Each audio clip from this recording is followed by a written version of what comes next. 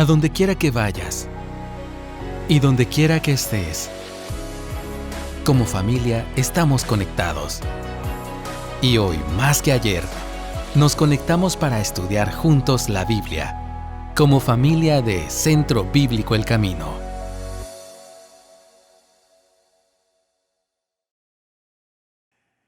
En este año celebramos los 50 años de Centro Bíblico El Camino. En un aniversario tan especial, estamos haciendo una revisión de los hechos fieles y poderosos de Dios a lo largo de medio siglo de ministerio. Tengo el privilegio de ser parte de la familia de Centro Bíblico El Camino desde 1976. Poco tiempo después que El Camino iniciara reuniones en los hogares de dos familias ubicadas en el sector sur de la ciudad, se alquiló un local comercial en la intersección de Aguilar Batres y el Anillo Periférico. Esa primera sede tenía 2 niveles, donde el mezanine superior servía para las reuniones generales y la parte de abajo del sótano, allí se tenían las clases bíblicas, las clases de escuela dominical para los niños. En el local de al lado funcionaba un centro naturista que ofrecía baños de vapor, servicios de spa, y aparentemente la persona que les había hecho las conexiones de la tubería no había hecho un muy buen trabajo, porque había unido estas tuberías de las aguas termales con las de las aguas negras. Y entonces el agua caliente fue debilitando esas tuberías, rompiéndolas, y el agua empezó a filtrarse a nuestro sótano. Una época donde cada fin de semana, al llegar el día domingo, nos recibía un aroma y encontrábamos el nivel inferior de nuestro local comercial inundado de aguas contaminadas, filtradas a través de la pared medianera. La rutina de limpiar, desinfectar, aromatizar y tratar de disimular lo más posible este desastre semanal fue nuestro trabajo usual en lo que se encontraba una solución a ese problema. Lo indignante, hermanos, era ver el lugar donde los niños recibían sus clases bíblicas contaminado. Y la verdad es que no era muy agradable adorar, tratar de enfocarse en la enseñanza de la palabra de Dios con un aroma ambiental que mezclaba fragancias florales con olor a desagüe. La limpieza de nuestro santuario se convirtió en nuestra prioridad cada domingo en la mañana, que teníamos que llegar desde las 6 de la mañana con trapeadores a limpiar, desinfectar nuestro lugar de reunión y adoración. Jesús se encontró una inmundicia similar al entrar al templo de Jerusalén en el capítulo 2 de uno de los evangelios. Y al igual que los fieles de Centro Bíblico El Camino en los años 70, Él hizo lo que tenía que hacer para limpiar este santuario de aquello que lo estaba contaminando.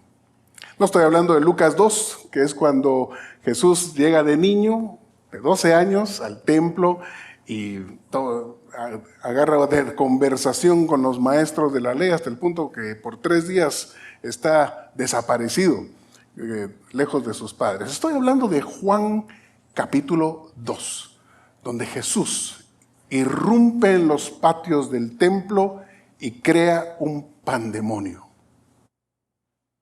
Este irreconocible Jesús es el que nos ocupa en el mensaje de hoy.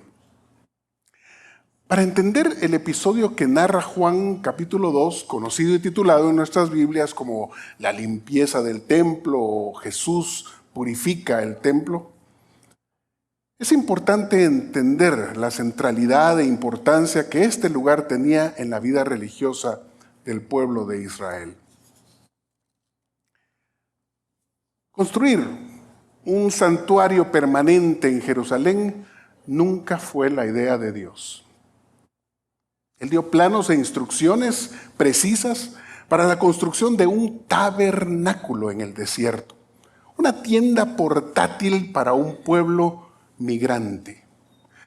La idea de construir un templo permanente fue del rey David, ejecutada por su hijo Salomón, pero no fue iniciativa ni mandato de Dios que se construyera un majestuoso santuario como centro permanente de culto. Sin embargo, Dios se complace con Salomón y su intención de edificar un centro de adoración para el pueblo. En respuesta a la solemne y emotiva ceremonia de dedicación de este primer templo, se nos narra en 1 Crónicas, en capítulo 7, que cuando Salomón terminó de orar, descendió fuego desde el cielo y consumió el holocausto y los sacrificios, y la gloria del Señor llenó la casa. Los sacerdotes no podían entrar en la casa del Señor porque la gloria del Señor llenaba la casa del Señor. Y todos los israelitas, viendo descender el fuego y la gloria del Señor sobre la casa, se postraron rostro en tierra sobre el pavimento y adoraron y alabaron al Señor diciendo: ciertamente Él es bueno, ciertamente su misericordia es para siempre. Esto es lo que Dios suele hacer desde ese entonces, mis hermanos. Salomón mismo reconoce: ¿morará verdaderamente Dios con los hombres en la tierra? Si los cielos y los cielos de los cielos no te pueden contener, cuánto menos esta casa que yo te he edificado, dice 2 Crónicas 6:18. Y es lo mismo que Dios hizo al encarnarse en la persona de Jesús.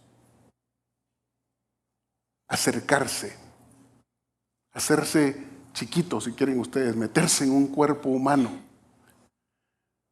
acercarse a nosotros. Es la expresión máxima de un Dios que está dispuesto a acomodarse a nuestro limitado entendimiento con tal de alcanzarnos. Tener templos para sus dioses era realmente una costumbre pagana. Todas las menciones a la palabra templo que encontramos al inicio de la historia bíblica son referencias a los lugares de adoración para dioses como Baal, Astarot, Berit o Dagón. Eran los pueblos cananeos los que construían estas casas de culto. ¿Por qué? Porque sus dioses eran ídolos que necesitaban ser albergados en una casa. Pero un Dios omnipresente que trasciende cualquier espacio no necesita un templo. Como bien se lo dice Dios a David por medio del profeta Natán cuando dice: ¿eres tú el que me va a edificar una casa para morar en ella? Pues no he morado en una casa desde el día en que saqué de Egipto a los israelitas hasta hoy, sino que he andado errante en una tienda, en un tabernáculo. Donde quiera que he ido con los israelitas, hablé palabra a alguna de las tribus de Israel, a la cual haya ordenado que pastoreara a mi pueblo Israel, diciéndoles: ¿por qué ustedes no me han edificado una casa de cedro? La manera de referirse al lugar donde la presencia de Dios se encuentra por los escritores sagrados no es templo. Se usan los términos casa o lugar. Los primeros capítulos de 2 Crónicas, donde se narran los preparativos, equipamiento, construcción y dedicación de la casa que Salomón edifica. La palabra templo, ¿saben dónde aparece? Solo en los títulos de nuestras Biblias, que fueron puestos por los editores en la época moderna, o haciendo referencia estrictamente solo a la fachada del edificio por su apariencia de palacio, que es el término que se usa, heikal, en el hebreo, para indicar el lugar suntuoso, la apariencia de palacio que tiene.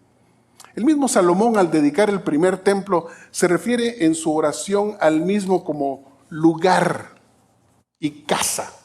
Solo basta darle un vistazo ahí a 2 Crónicas, capítulos 6 y 7, y la palabra templo no se menciona por ninguna parte. Dice, por ejemplo: ya que tuviste en tu corazón edificar una casa, tú no edificarás la casa. Luego Salomón dice: cuánto menos esta casa que yo te he edificado. que tus ojos estén abiertos día y noche sobre esta casa, sobre el lugar del cual has dicho que allí pondrías tu nombre, que tu siervo hará hacia este lugar, esta casa. Desde un principio, Dios quiso asegurarse que cualquiera que fuese el lugar en el cual el pueblo viniera a adorar e invocar su nombre, todos recordaran que era simplemente una casa. Pienso en una iglesia en la ciudad de Bogotá que tuve la oportunidad de conocer, que se llama así, simplemente La Casa. Y decía, qué nombre más raro para una iglesia, ¿no? Iglesia La Casa. Cuando uno dice, es que vamos a la casa, es la casa de uno. Pero ese es el término que se usa acá. Y es que, mis hermanos, desde Babel hasta la actualidad hay una tendencia en el espíritu humano hacia edificar cosas grandiosas. A lo largo de la historia, cada pueblo y religión ha buscado construir monumentales y hermosos templos a sus dioses. Y los cristianos hemos sucumbido a esta misma práctica. Al igual que los israelitas del tiempo de los jueces, queriendo imitar las costumbres de los pueblos vecinos al pedir un rey, también buscaron edificar un templo. Los seguidores de Jesús, del mismo modo, se olvidaron de que había que reunirse, como lo hicieron en el libro de los Hechos, en sus propias casas. Una vez que el cristianismo se convirtió en una de las religiones aceptadas por el imperio y la de mayor crecimiento, se imitó la costumbre de la cultura greco-romana de edificar templos y suntuosos santuarios que, especialmente en Europa y algunas ciudades de acá de las Américas, aún son motivo de admiración por su exquisita arquitectura y artística ornamentación. La religión mayoritaria, cuya sede en Roma alberga el santuario más grande y ornamentado de la fe cristiana, es la que ha edificado más de estas monumentales catedrales, basílicas y templos. Pero lo verdaderamente lamentable es que los cristianos evangélicos hayamos llegado a hacer de nuestros centros de adoración un ídolo. Hay un peligro. Cuando hacemos de nuestras posesiones inmobiliarias y aún del mobiliario de nuestros templos una prioridad presupuestaria por encima de lo que son realmente la prioridad de la misión del pueblo de Dios. La pandemia, mis hermanos, fue un oportuno recordatorio de la manera en la que Dios permite circunstancias en las que nuestros hermosos templos pueden volverse inútiles si nos vemos forzados a recordar que la verdadera iglesia no es el lugar, sino la gente que se congrega en ese lugar. Ahora, no me malentiendan, no hay nada malo en hacer algo hermoso y digno del Señor. El problema es cuando el lugar, la casa, se convierte en un motivo de orgullo y en el centro de la vida de aquellos que decimos adorar al Señor. Hacemos de algo más el centro de nuestra espiritualidad y eso no debe ser así. La conversación de Jesús con la mujer samaritana en Juan capítulo 4 ilustra perfectamente esto. La mujer le dice a Jesús, Señor, me parece que tú eres profeta. Nuestros padres adoraron en este monte y ustedes dicen que en Jerusalén está el lugar donde se debe adorar. Jesús le responde, mujer, cree lo que te digo. La hora viene cuando ni en este monte ni en Jerusalén adorarán ustedes al Padre. Pero la hora viene y ahora es cuando los verdaderos adoradores adorarán al Padre en espíritu y verdad. Lo grande, cómodo, lindo de un lugar de reunión puede volverse hasta un asunto de competencia. Yo recuerdo cuando de ese local de Aguilar Batres nos planeamos trasladarnos a este lugar en el que nos encontramos. Y nuestro hermano Abel Morales, bajo su liderazgo, fue que se construyó este lugar en el que ahora nos congregamos. Y se hizo de una manera eficiente, práctica. Y me decía el hermano Abel, mire Tayo, era la forma cariñosa en la que él me llamaba, Tayo, Mire, Tayo, fíjese usted que cuando viene gente aquí a ver lo que estamos haciendo, ¿sabe qué me dicen? Que a ver, que aquí lo que estamos haciendo es un cajón. Eso que estás haciendo vos ahí en la zona 2 es un cajón. Él me decía, no necesitamos más. Estamos haciendo lo que necesitamos.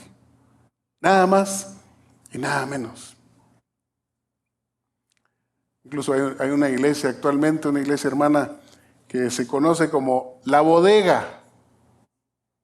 Alquilaron un local que era entonces una bodega y ahora ellos se llaman a sí mismos La Bodega, La Bode.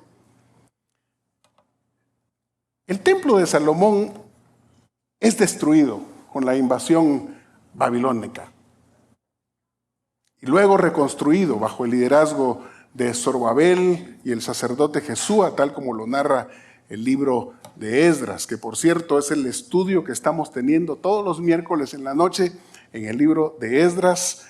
Es un gusto para mí poder proveer la enseñanza de ese estudio y les espero para quienes no tienen esa disciplina de reunirse entre semana y se conforman con una dieta dominical.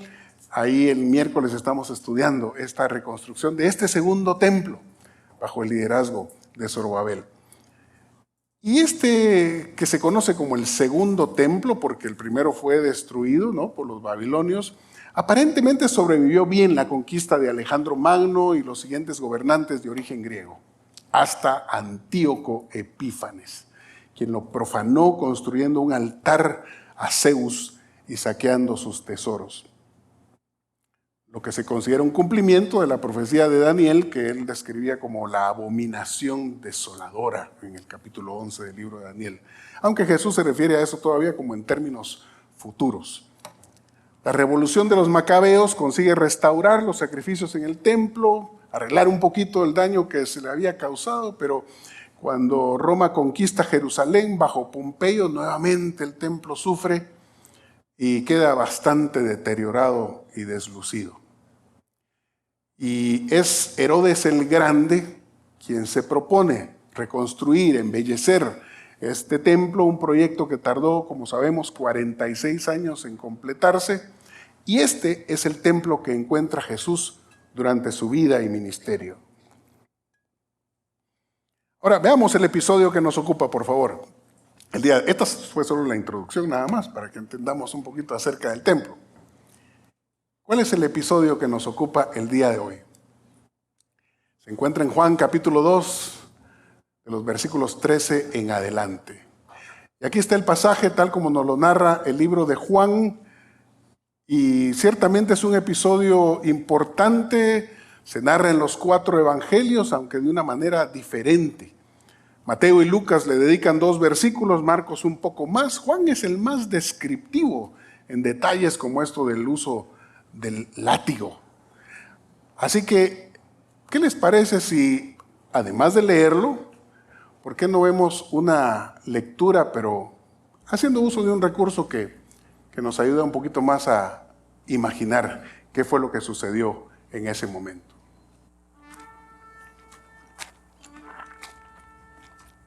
La Pascua de los judíos estaba cerca y Jesús subió a Jerusalén.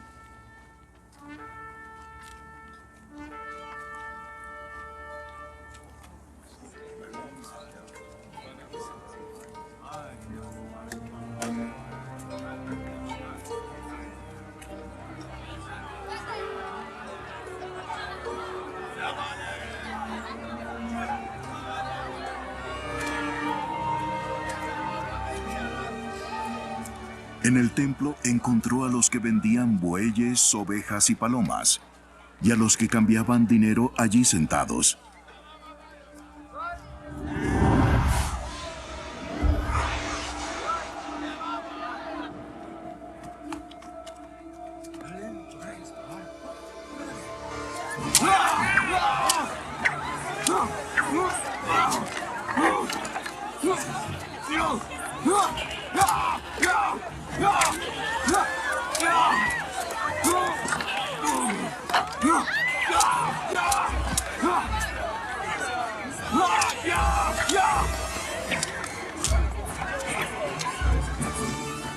Y haciendo un látigo de cuerdas echó a todos fuera del templo, con las ovejas y los bueyes.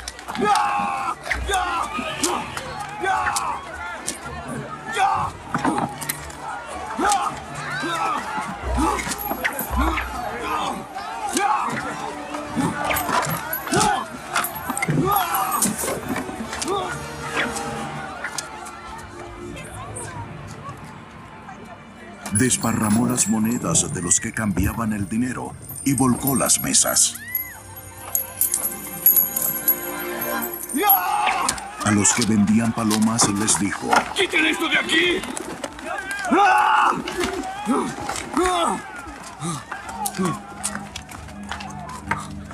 No hagan de la casa de mi padre una casa de comercio. Sus discípulos se acordaron de que estaba escrito: el celo por tu casa me consumirá. Entonces los judíos le preguntaron: ¿Qué señal nos muestras que tienes el derecho de hacer esto? Destruyan este templo y en 3 días lo levantaré. ¿Tú lo levantarás en 3 días? En 46 años fue edificado este templo. Pero el templo de que hablaba Jesús era su cuerpo.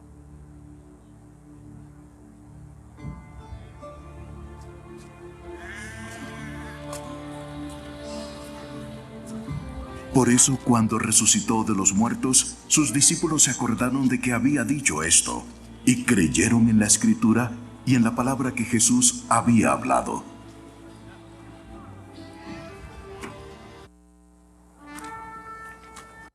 Un Jesús enojado. Un episodio donde Jesús está irreconocible. Parece inusualmente iracundo y fuera de control. Y uno se pregunta, ¿qué pasó aquí? Este no es el Jesús que a mí me han presentado. Este no es el Jesús que encontramos en el resto de los evangelios. ¿Qué pasó acá? ¿Por qué Jesús reaccionó de esta manera? Por supuesto, no hay representación cinematográfica que le haga verdad, que le haga que sea totalmente exacta de saber qué fue lo que sucedió. Pero la descripción de la Escritura es bastante elocuente. Juan ubica este episodio al principio de su evangelio, lo cual ha hecho pensar, y los demás evangelios la ponen al final. Y eso ha hecho pensar a algunos que sucedió 2 veces, una al principio y otra al final, aunque otros dicen no, esto está hablando de un mismo episodio. Y personalmente me parece que ese es el caso. Entonces, ¿por qué Juan lo pone al principio de su evangelio? Este es un episodio central, mis hermanos. Es de tal importancia que Juan lo pone al principio, porque es justamente en esta misma época cuando en el capítulo 3 que sigue viene la conversación con Nicodemo, que es en donde encontramos Juan 3:16. El evangelio completo resumido en un solo versículo. Y para Juan es muy importante introducir ya esa conversación. Probablemente Nicodemo era uno de esos religiosos, de esos miembros del Sanedrín que presenciaron este hecho y le llamó la atención. Y eso fue lo que hizo que buscara a Jesús. No sé cuántos de ustedes han leído algún libro o visto una película en donde la película empieza con una escena del final de la película y después te empieza a contar el resto de la historia. Pues Juan hace algo parecido, pero vamos a ver en un momento más pruebas de por qué estamos diciendo esto. La venta de animales en el templo era un asunto de conveniencia. La ordenanza original de Dios sobre holocaustos y ofrendas era que cada familia llevara el sacrificio de su propio rebaño, pero esto se complicaba al tener que recorrer largas distancias para llegar al templo. Las leyes de las ofrendas y los sacrificios fueron dadas para un pueblo errante y para ser practicados en el tabernáculo. No en un solo lugar alejado de la mayoría de personas que debían hacer estos largos recorridos. La mayoría preferían llegar a comprar los animales que habrían de ser ofrecidos en sacrificio en el templo. Y para una fiesta como la Pascua, todos querían venir a Jerusalén. Era la fiesta más concurrida. Venían de tan lejos que para poder pagar el impuesto del templo de medio shekel, tenían que cambiar también la moneda de su lugar de origen. Así que el negocio era un negocio seguro desde todo punto de vista. El pasaje nos dice que había 3 tipos de vendedores que vendían las siguientes cosas: bueyes, ovejas y palomas. Dice el versículo 14, en el templo encontró a los que vendían bueyes, ovejas y palomas. Bueyes, ovejas y palomas. Solo basta verlo ordenado en Levítico para saber que había un cliente para cada producto en este mercado. Los que podían financiarse un buey, los que eran de nivel oveja, cordero o cabra, y la gente pobre, que apenas podía ofrecer una paloma, como fue el caso de los padres de Jesús en la presentación del niño Jesús. Y Jesús, dice el pasaje, que les dio un trato diferente a cada uno. A todos los sacó. Echó a todos fuera del templo con las ovejas y los bueyes. Desparramó las monedas de los que cambiaban el dinero y volcó las mesas. Pero tiene palabras específicas para los que vendían palomas. Dice el pasaje que a los que vendían palomas, versículo 16, les dijo: quiten esto de aquí, no hagan de la casa de mi padre una casa de comercio. Y uno se pregunta por qué la distinción. Yo pienso por un momento, lucrar con los más pobres de la sociedad es particularmente abominable ante los ojos de Dios. Saque usted sus propias conclusiones. Esto, mis hermanos, fue un acto de provocación de parte de Jesús hacia las autoridades religiosas. Y lo sabemos si seguimos leyendo el pasaje de Juan capítulo 2 a partir del versículo 18, cuando dice que los judíos le dijeron: ya que haces estas cosas, ¿qué señal nos muestras? Pero los otros evangelios nos narran de una manera diferente las consecuencias que hubo detrás de lo aparente. Dice Marcos, por ejemplo: y lo oyeron los escribas y los principales sacerdotes y buscaban cómo matarle, porque le tenían miedo por cuanto todo el pueblo estaba admirado de su doctrina. Lucas dice: y enseñaba cada día en el templo. Esto está inmediatamente después de este episodio que hemos visto. Pero los principales sacerdotes, los escribas y los principales del pueblo, los líderes, procuraban matarle. Y esa es la importancia de este evento. Jesús está provocando a las autoridades. Este es el evento que precipita las acciones que las autoridades del templo tomarán para capturar y matar a Jesús. Todas las acciones de Jesús al final de su ministerio en Jerusalén y las cercanías fueron planeadas por el Señor para provocar a los sacerdotes y líderes judíos, no dejándoles más opción que tener que apresarlo y precipitar su muerte en la fecha exacta de la Pascua, por el significado que tendría de un cordero siendo sacrificado. La resurrección de Lázaro, el complot que se da después de la resurrección de Lázaro también para matar, en Juan capítulo 11, la entrada triunfal a Jerusalén, cuando Jesús había tratado de mantenerse lejos de Jerusalén, aquí hace un acto de provocación directo. Y por supuesto ahora esta escena en el templo. Son acciones que podrían considerarse casi suicidas. Jesús está, como decimos acá en Guatemala, picando el avispero, alborotando el hormiguero. Y en este caso les toca donde más duele, que es la economía. Uno pensaría que las guerras de este mundo son causadas por la política. Los que realmente saben que realmente son intereses económicos los que están en juego en muchos de los conflictos y las guerras actuales. Y es que el negocio de la venta de animales y el cambio de moneda era algo de lo cual muchos resultaban beneficiados, incluyendo las autoridades religiosas que facilitaban estas actividades comerciales dentro del recinto del templo.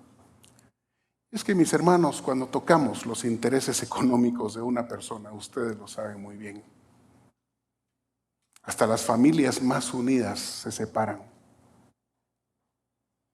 Cualquier cosa puede pasar. Jesús sabe lo que está haciendo acá. Ahora, lo que más nos desconcierta realmente es ver a un Jesús enojado, iracundo, casi fuera de control. Es difícil de entender y aceptar de este extraño episodio esta visión que tenemos de un Jesús airado y violento. Contradice todo lo que conocemos acerca de Jesús. Ese carácter lleno de amor, o como él mismo se describe en Mateo 11:29. Aprendan de mí, que soy manso y humilde de corazón. Así que, ¿quién es este Jesús que nos parece tan irreconocible? Un Dios iracundo no debe ser algo que nos sorprenda. La ira de Dios se describe en diferentes lugares de la Escritura como resultado de la necedad, de la rebeldía, de la desobediencia humana. Es una expresión de su justo juicio sobre la tierra. Pero usted todavía dice, pero Jesús, si Él era la expresión de amor de parte de Dios, de tal manera amó Dios al mundo que mandó a su Hijo. ¿Qué pasó acá? Se puede entender de un Dios del Antiguo Testamento, a pesar de que, como vimos en la lectura inicial de este servicio, se le describe en este libro de los Salmos como lento para la ira y grande en misericordia. Sí, el trato de Dios con Israel fue de gran misericordia. Pero, tarde o temprano, el juicio llegó. La ira de Dios se manifestó cuando Israel se fue en pos de los ídolos y se desobedeció la ley de Dios. Juan mismo ha descrito a Jesús en el capítulo 1 como lleno de gracia y verdad, afirmando que la ley por medio de Moisés fue dada, pero la gracia y la verdad vinieron por medio de Jesucristo. Gracia y verdad. Misericordia, justicia, el cordero y el león. Son dos lados del carácter de Dios, dos aspectos del carácter de Dios, de los cuales casi siempre nos gusta ver solo uno, el que más nos conviene. La ira de Dios, mis hermanos, viene particularmente sobre aquellos que, habiendo recibido la luz de la verdad divina, pecan de una manera consciente y deliberada. Es lo que describe Hebreos, capítulo 10, cuando dice, porque si pecáremos voluntariamente después de haber recibido el conocimiento de la verdad, ya no queda más sacrificio por los pecados, sino una horrenda expectación de juicio y de hervor de fuego que ha de devorar a los adversarios. Y termina ese pasaje, palabras del Señor, cuando dice, mía es la venganza, yo daré el pago, dice el Señor. Y otra vez el Señor juzgará a su pueblo. Y ese Hebreos 10:31 que eriza la piel. Horrenda cosa es caer en manos del Dios vivo. Lo que está en juego en el episodio de Juan capítulo 2, mis hermanos, es la santidad de Dios. El templo, con todo y su imperfecto origen, diseño e historia, había sido consagrado como un lugar santo para el Señor. Profanar la santidad de Dios con un sucio negocio es intolerable inaceptable para Jesús, algo que requiere una intervención directa con un propósito específico. Por ello es que los discípulos relacionan esto con las palabras del Salmo 69:9, cuando dice: el celo de tu casa me consume. Es una santa indignación, como he titulado este mensaje, que empuja a Jesús a tomar medidas radicales, sabiendo que esta acción tendrá un impacto temporal. Los negocios van a volver, pero Jesús ha hecho un punto muy claro. Él tiene una razón muy poderosa para hacerlo. ¿Y saben qué? No es solo para la gente de aquel tiempo. Es para nosotros hoy aquí. El diálogo que sigue después de este episodio nos ilustra mejor por qué decimos que esto es para ti y para mí, hoy acá en Guatemala, siglo XXI. Leemos: entonces los judíos le dijeron: ya que haces estas cosas, ¿qué señal nos muestras? Y Jesús les respondió: destruyan este templo y en 3 días lo levantaré.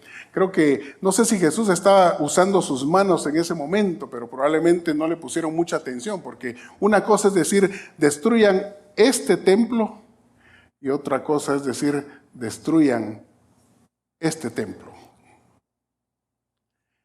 Ahí nos aclara que cuando Él dice esto, Él hablaba del templo de su cuerpo.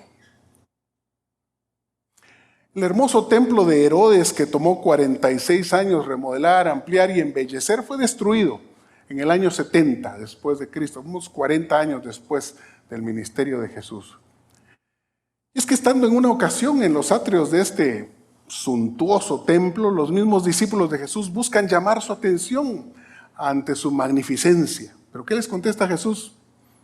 De esto no quedará piedra sobre piedra, anunciando esa destrucción que vendría en manos del general Tito. Es el mismo destino al que están condenados todos los edificios y los objetos que hoy consideramos sagrados. Dice la palabra de Dios que todo será destruido por fuego. Es triste que a veces invertimos mucho de nuestro esfuerzo y nuestro tiempo en cosas que al final de cuentas van a ser destruidas. Su afirmación que si fuere destruido y que Él es poderoso para reedificarlo en 3 días fue la acusación detonante de su condena a muerte, de acuerdo a Mateo 26:61.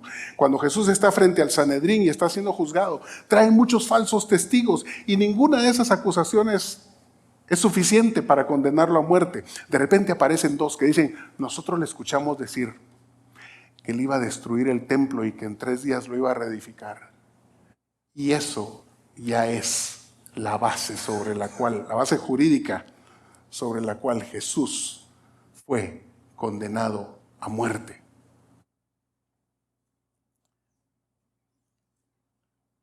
Jesús anuncia de esta forma el lugar de la verdadera morada de la presencia de Dios en este mundo.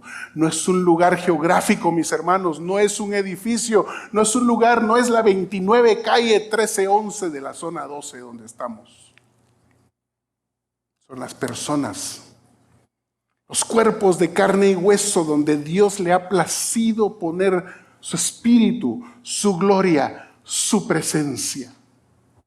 Así lo confirma Pablo en la primera carta a los Corintios, cuando dice: ¿no saben que son templo de Dios y que el Espíritu de Dios mora en ustedes? Si alguien destruye el templo de Dios, Dios lo destruirá a él, porque santo es el templo de Dios, el cual son ustedes. Más adelante, en el capítulo 6 de esa misma carta de 1 Corintios, dice: ¿o no saben que su cuerpo es el templo del Espíritu Santo que está en ustedes, el cual tienen de Dios y que ustedes no se pertenecen a sí mismos? Exhortando a los corintios a apartarse de la fornicación, de los pecados sexuales. Somos el templo del Espíritu Santo. Nuestro cuerpo es ese templo del Espíritu Santo. Sin embargo, en su segunda carta a los mismos corintios, Pablo se refiere en términos un poquito diferentes al cuerpo y a este santuario. Dice allí que cuando describe la iluminación del conocimiento de la gloria de Dios en la faz de Jesucristo, dice, pero tenemos este tesoro ¿en qué? En vasos de barro. Pareciera como que por estar en una edad un poco avanzada, Pablo está más consciente de su fragilidad y temporalidad. Ya no se refiere al cuerpo como un templo. Dice el capítulo 5 de 2 Corintios, porque sabemos que si nuestra morada terrestre, este tabernáculo, se deshiciere, tenemos de Dios un edificio, una casa no hecha de manos, eterna en los cielos. Y por esto también gemimos, deseando ser revestidos de aquella nuestra habitación celestial. Aquí en la tierra, tabernáculo, frágil, se deshace, se enferma, envejecemos, morimos. Allá, un edificio, un templo, una casa permanente. El Nuevo Testamento no solo afirma la dimensión personal e individual del santuario de Dios en este tiempo, sino también su dimensión colectiva. Pedro se refiere a todos nosotros como piedras vivas. Y ustedes también como piedras vivas sean edificados como casa espiritual y sacerdocio santo para ofrecer sacrificios espirituales que Dios acepte por medio de Jesucristo. Este mismo sentir de ser la casa donde Dios ha elegido habitar, no solo individual, sino colectivamente, es lo que Pablo dice también en Efesios cuando dice, por lo tanto ustedes ya no son extraños ni extranjeros, sino conciudadanos del pueblo elegido, miembros de la familia de Dios, edificados sobre el fundamento de los apóstoles y los profetas, siendo Cristo Jesús mismo la piedra angular. En Él, todo el edificio, bien armado, se va levantando para llegar a ser un templo santo en el Señor. En Él también ustedes son edificados juntamente para ser morada de Dios por su Espíritu. Repito, la presencia de Dios no está en un lugar físico, geográfico. Permanece y va con nosotros donde quiera que estemos y vayamos. ¡Qué responsabilidad, mis hermanos! Todo lo que haces con tu cuerpo, se lo estás haciendo al templo de Dios, donde Él mora por medio de su Espíritu.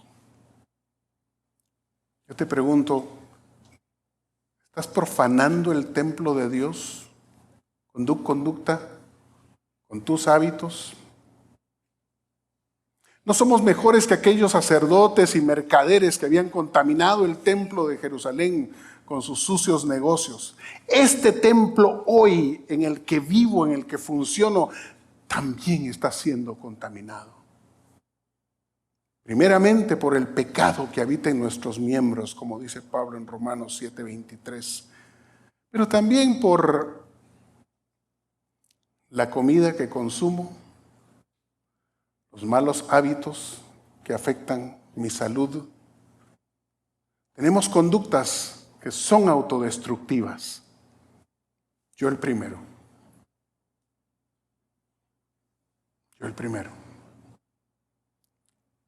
Pero la invitación está abierta.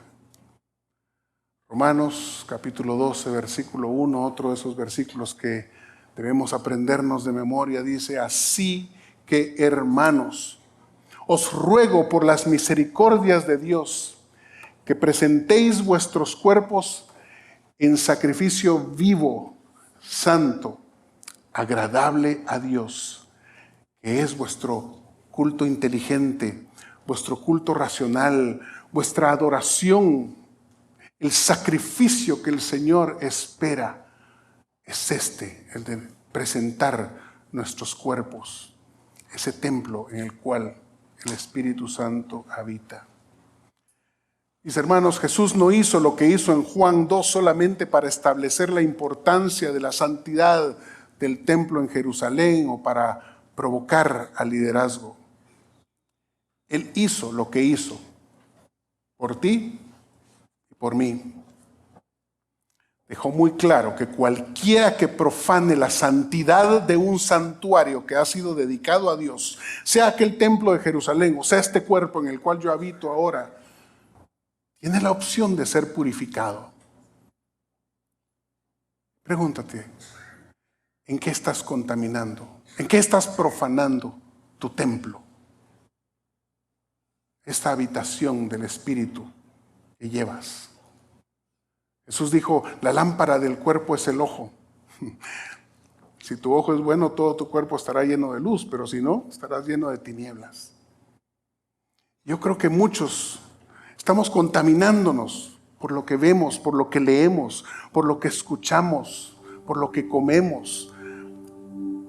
Yo personalmente, ¿saben? Estoy contaminando mi cuerpo cuando no cuido suficientemente. Esos factores que están haciendo que mis arterias construyan una placa inexorablemente hasta llegar al punto de cerrar mis arterias y provocarme un accidente cardiovascular. Mi cardiólogo ya me dijo, tu colesterol está bajo control, tu presión arterial está bajo control, observas una buena dieta, te mantienes activo más o menos regularmente, pero ¿sabes qué, Estuardo? Si no bajas el nivel de estrés, esas arterias van a seguir produciendo placa y no te doy muchos años de vida.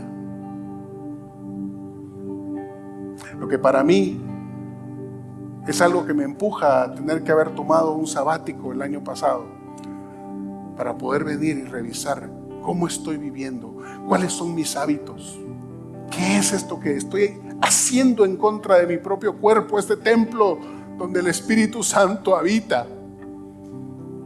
Todos tenemos que hacer esa introspección y ese examen. Así que presentémonos delante del Señor y pidámosle al Señor que nos perdone por la manera en la que hemos profanado nuestro cuerpo. O lo hacemos por las buenas, o Jesús puede venir y hacer una limpieza y una purificación que no va a ser tan agradable. A donde quiera que vayas y donde quiera que estés, mantente conectado con Dios. Y también conéctate con nosotros a través de nuestras redes sociales. Hasta pronto.